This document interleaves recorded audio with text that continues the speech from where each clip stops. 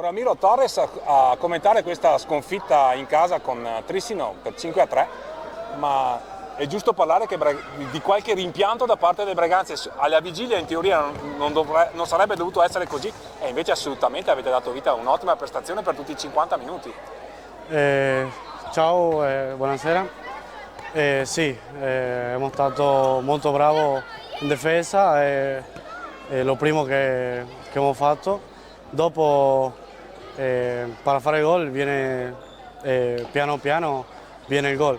Lo primo che abbiamo trovato oggi è difendere bene e basta. È stata una bella tripletta di Facu Posito, soprattutto bellissimo il secondo gol, forse è stato il più bello della serata, no? Sì, sì. Sono molto contento che Facu sta in questo momento che aiuta la squadra e se lui sta bene aiuta la squadra e noi stiamo bene dietro di lui per che lui si fa più facile fare questo, che è incredibile lo che fa veramente dentro la pista. Sulla tua prova cosa dici personale? Veramente non mi sento bene, manca il gol che per un attaccante come io è importantissimo, no? Se no, non arriva il gol la testa va un po' giù, però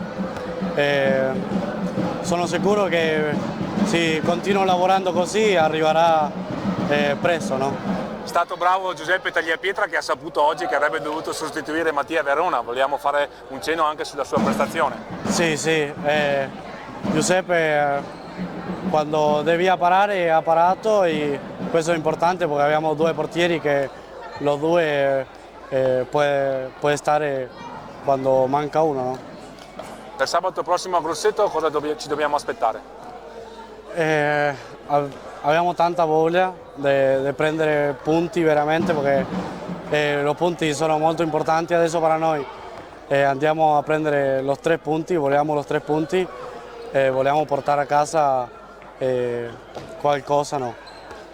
E allora le viste una settimana di lavoro con la consueta intensità, con la consueta determinazione per presentarvi al meglio nella prossima importante trasferta. Grazie Ramiro, buona serata. Grazie a te Fausto, buona serata.